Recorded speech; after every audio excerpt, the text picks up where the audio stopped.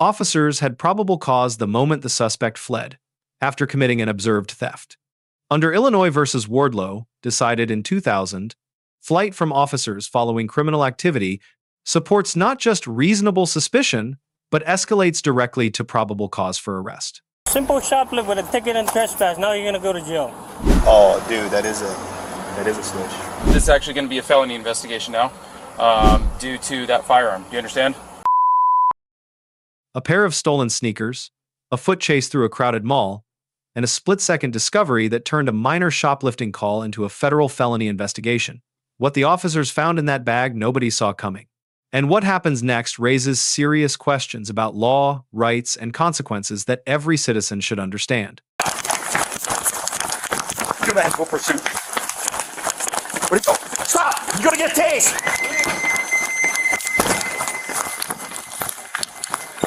Get down on your knees! No! No! No! Hey. Get flat! Get flat. I'm gonna discharge this fucking Stop, taser. please. Get on your knees! I'm on my knees, sir. Tonight I got on my taser point in the bathroom, in the back already. I threw the shoes over there, man. You get up, you're gonna get zapped. I'm not getting up, bro.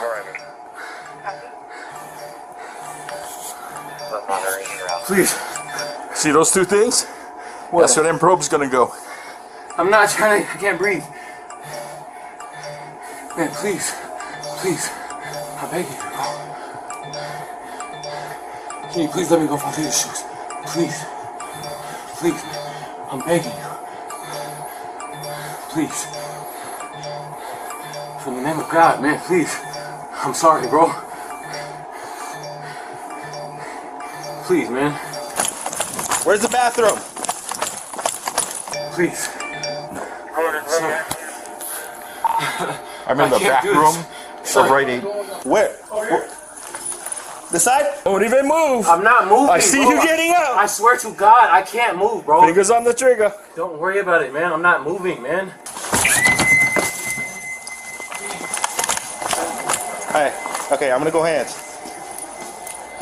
Lay down. Okay, man. Lay down. All for some shoes, bro? Put your hands behind your back. Put your hands behind your back. Don't move. 43, I'm on scene with 29.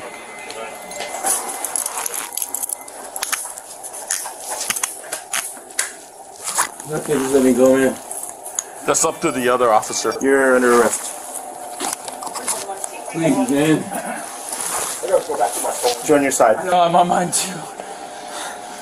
Knee up on you? No, Alright. Kick your knee up over here so you I can sit can't down. move. You gotta help a lot. I got you, I will. Ready? Sit down. There you go. Here. Alright. Ready? 1, 2, 3. Oh, there you go. The foot pursuit into an enclosed mall space without confirmed backup raises a tactical concern. Standard officer safety doctrine advises containing a suspect at exit points when operating solo, rather than entering a confined area before cover officer arrival. The taser warning issued during the confrontation falls within lawful force escalation protocol.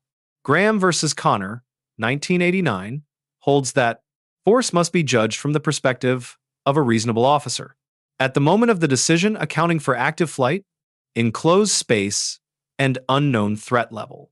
Critically, the officer warned before deploying. No taser was discharged. Force remained proportional.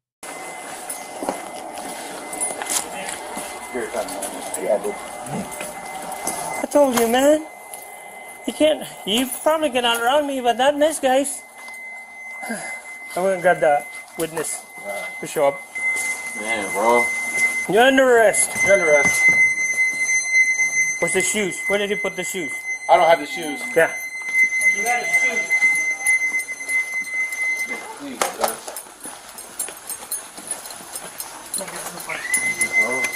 She said, where the beeping is. I'm like, the beeping is coming from everywhere. I don't know. Better direction. My guy was mad. I told him, I was like, I gotta go. And he's like, I've been waiting here. You don't need to stay there. I'll get my phone. Simple shoplift with a ticket and trespass. Now you're gonna go to jail. Dang. Good idea. I can talk to him. If you want. Oh. Personal item. Personal? Yeah, I mean, probably ID. So I'm good about managing your report. Okay. Alright, here we go. Alright, man, what's your first name? It's easier if you tell me. Now we're just gonna have to fingerprint you. We'll figure it that way. What's your first name, man? No? You got a lawyer? I'm not asking him about anything but your name. But I'll read you your rights. So, put you under arrest. One second. Hang on. You guys arrested me before you read me my rights. Yeah, that's how it works. You don't get your rights. You don't get your rights read before you get placed under arrest. You get arrested first, and then your rights get read. So I don't know what you think this is, You guys but didn't do that. didn't do what? You didn't arrest me and then read me my rights. Well, we read your rights after you're placed under arrest. You placed me under arrest in there and didn't read me my rights in there. Yeah, but they didn't ask you any questions either. So here we go. You have the right to remain silent. Anything you say can be used against you in a court of law. You have the right at this time to talk to a lawyer and have him present with you while you are being questioned. You can afford to hire a lawyer. One will be appointed to represent you before questioning if you wish. You can decide at any time to exercise his rights and to answer any questions. You understand? You understand your rights? Yes or no? Okay. Since you were just talking to me, I want to assume you understood it. What's your name, man? We can also just fingerprint you if you don't tell us. Oh, perfect. We'll go from there. Do you want to talk to me about what happened today? Okay. The suspect challenged officers, claiming his Miranda rights should have been read before his arrest. That claim reflects a widespread misconception. Miranda versus Arizona, 1966, requires advisement before custodial interrogation, not before the act of arrest itself. Arrest and interrogation are constitutionally distinct events. Officers handled this challenge correctly. The advisement delivered post-arrest covered all 4 required elements: right to silence, use of statements against the suspect, right to an attorney, and right to appointed counsel, if the suspect cannot afford one. One officer correctly noted that Miranda attaches to custody combined with interrogation, not custody alone. Asking for a name falls under booking information permissible under Pennsylvania versus Muniz. The suspect's silence and non-cooperation constituted an implied invocation of his Fifth Amendment rights. Under Bergwis versus Tompkins, 2010, officers must scrupulously honor that invocation. They did. Substantive questioning was shut down immediately. That is textbook compliance. This thought process of Miranda is quite skewed. Good for you for trying to argue with them. People are playing that game. I'm just like, all right. Yeah, he's like, you're supposed to read your rights first. I'm like, No, you don't get your rights read if you're not under arrest yet. It's custody and interrogation. Yeah. I'm not asking any questions on you two. Well, I was asking for his name. I wasn't even asking him about anything else. That's He okay. said, like, I need a lawyer. I'm like, okay, let me see if you read your rights. He's probably been arrested. Yes, he does. I think Did he have a Bodycam or anything? No. orders. Did I miss something? I know that I've taken that before, and it literally would make me sick to my stomach. Like, so sick to my stomach that I'd be laying in bed going, Oh, what you got? What you got?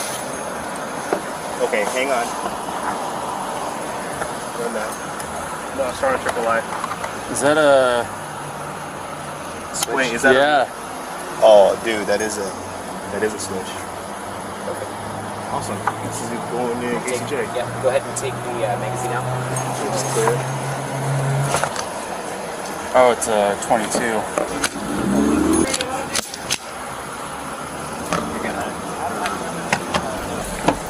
Hey man, just so you know, you're under arrest. We also found the gun. Just so you know.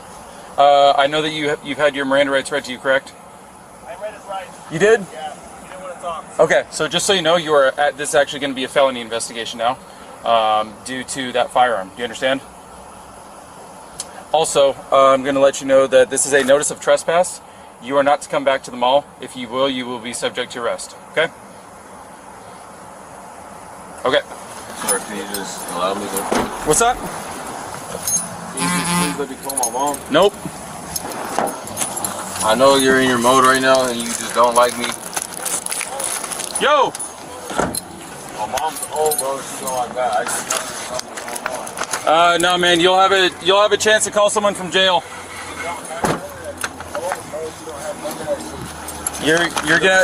You'll have the chance to call someone from jail, dude. She don't take. I don't. Honestly, phone either. She don't text her name. I understand that you want to call your grandma, but you should have thought of that before you did all this. My mom. Or sorry, your mom.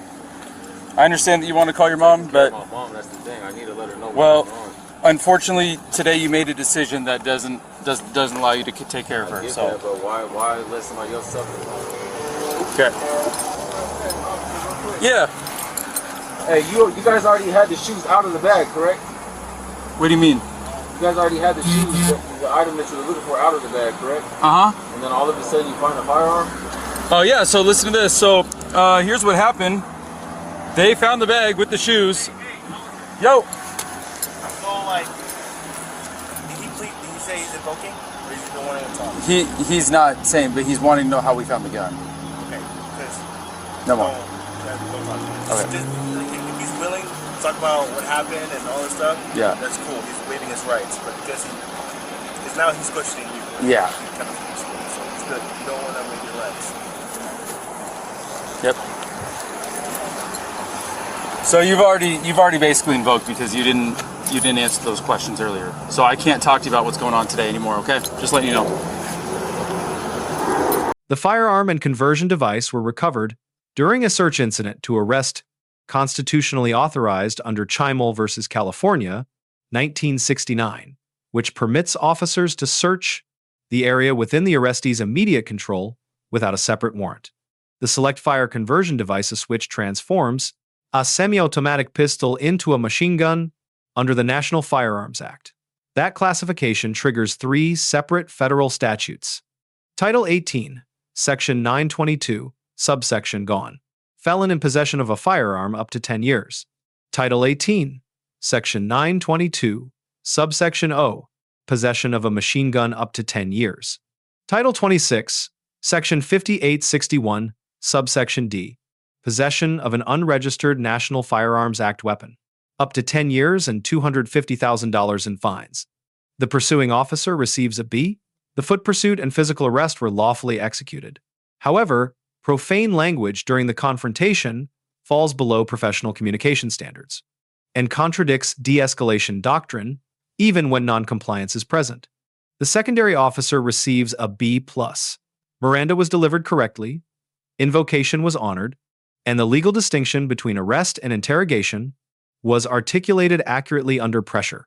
The only deduction, an unnecessary editorial remark to the suspect, serves no tactical or legal function and creates avoidable risk in any subsequent proceeding. The suspect receives a D. Compliance after arrest partially offsets pre-arrest conduct. However, a convicted felon carrying a firearm equipped with an illegal machine gun conversion device in a public mall represents a layered disregard for federal law, with serious public safety consequences. 3 lessons from this encounter. First, Miranda protects against compelled interrogation, not against arrest. Understanding that boundary prevents unlawful questioning and suppression motions.